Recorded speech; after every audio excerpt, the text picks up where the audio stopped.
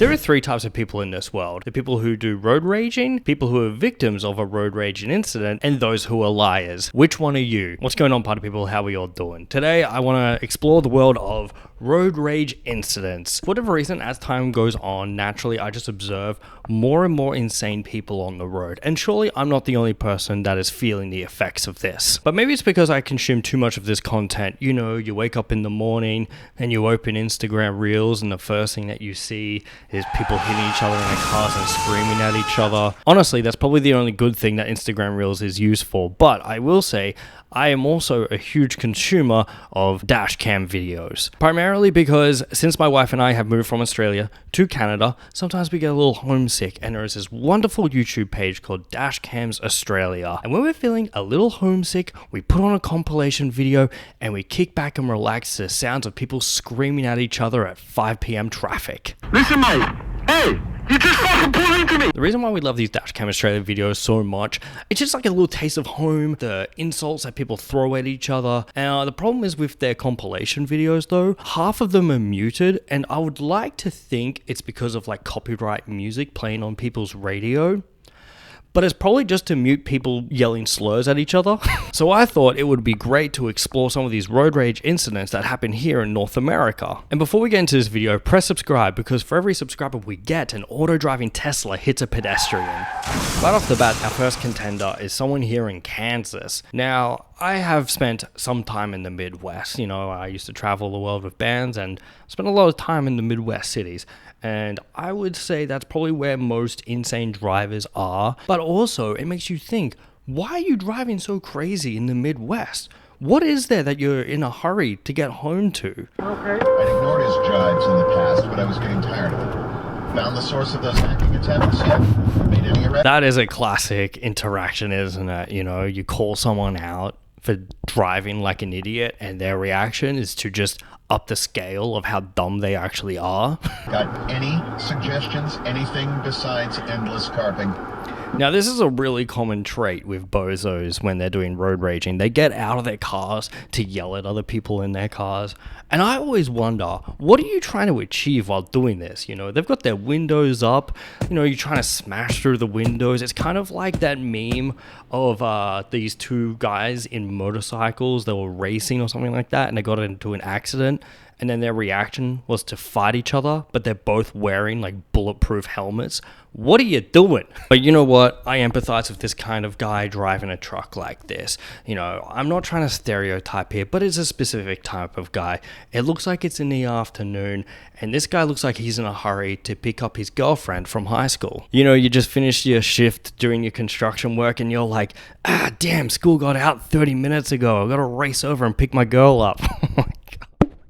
Oh, hell yeah, we got our first Canadian one right off the riff here in Montreal. I have visited Montreal, and it is a beautiful city, but there is something about envisioning a road raging incident, but everyone's just screaming at each other in French, is just inherently so hilarious to me. It's very cartoonish. And I can say that for most North Americans, you know, I feel like when North Americans yell at each other, especially in traffic, it's not as threatening as it is in Australia. There's just something about like Australia where it's just like, if you get yelled at in traffic, there's a good chance that you might die. Where is that threat when you're here in North America? It doesn't exist. Oh wait, no, you guys have guns, yeah.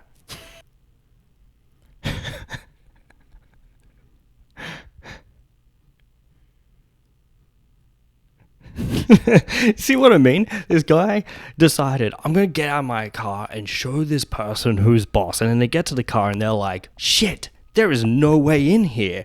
And then they resort to flipping them off from the other side. There is just zero threat. It's really funny, like the double flip up to the camera. It again just reminds me of like that video that goes around where like the two dudes are just flipping each other off in each other's faces to see who would throw a punch, but no one does, and it just continues for too long. I spend way too much time on the goddamn internet. I need to go outside and touch some grass. That's what I'm learning about this video. Maybe I should get into a road rage incident to, you know, gain some life experience.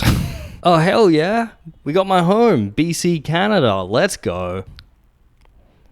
Of course it's a truck. It's always a truck. I don't know what it is, but here in Vancouver, there are so many people that drive trucks. Pristine, clean. I don't know why you need a truck. Just get like an SUV or like a soccer mom van. Why do you need the truck? Again, just a classic incident of like, you're driving slower than me, so I'm going to make it my whole personality to ruin your life because you're going 10 kilometers slower than me. My brother in Christ, what are you in a hurry for? And there's plenty of room to move. Just continue with your life. My father-in-law has always said this to me, and it has stuck in my brain ever since he has. And he's like, these people, they're just losers in life, and they just want to get a win in life, and this is how they do it. And I can picture it, these people peaked in high school, and now they're just sticking with like a shitty clock in, clock out kind of job that they're not too happy with, a life that they're not too happy with, and they're like, just got this pent-up aggression, and instead of going to therapy, they're just like, you know what I should do? I should scream at a young girl driving a small car while I'm in a bigger car. And this is the thing, this guy just keeps slowing down in the fast lane, and I'm like, you're literally achieving the opposite of what you're trying to do here. You either need to touch grass or get therapy, okay? Maybe you need to do both. Maybe you could go see a therapist while touching grass. That's an ultimate combo if you ask me. I have a camera! Oh man, these videos are so funny when they're screaming that they have a camera, because I'm not trying to side with the road rager here, but what do you think that's going to achieve? You're going to submit that to the police station, and you think the cops are actually going to do something about this? Hot take, I'm on the side with the Tesla here, because if I drove a car like that, I would want everyone in the world to know how much more important I am than them. And if that means causing a 5-car pileup, so be it, I'll do that, okay? Oh great, we're here in the wonderful city of LA. I'm sure this will be a completely normal interaction in traffic. I'm on the side of the driver here, because when you live in a busy city like LA or here in Vancouver, parking is sometimes a nightmare to get. So if you see a spot last minute, I'm slamming on brakes and I'm reversing, and if you want to make that a problem, that's on you, buddy. Sorry that you're in a hurry to see your family or whatever, but I'm in a hurry to go to the bar and see my friends for an overpriced beer, okay? That's more important. Here we have another classic Tesla driver. Again, just driving like an absolute maniac. I don't know what it's like in most cities around North America, but here in Vancouver, the Tesla is like the Toyota Camry, okay? They're everywhere, but also they are by far the worst drivers possible. They pull shit like this all the time. Driving in a bike lane, if I buy an expensive car, that should give me the right to do whatever the fuck I want. I think that's their mentality behind this.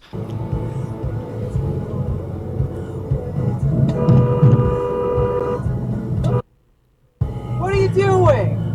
All right, I'm going to give you a minute here to decide. Who do you think is wrong in this situation? I'll wait. Because hot take, I think the person filming this is the person in the wrong. Now, hear me out, okay?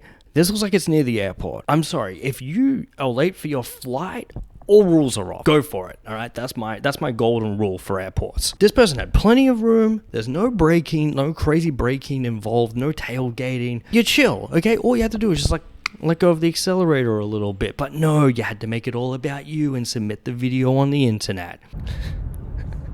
She's watching a TV show while driving. Are you kidding me? Nah, I'm gonna go again with the girl here. I'm gonna side with her.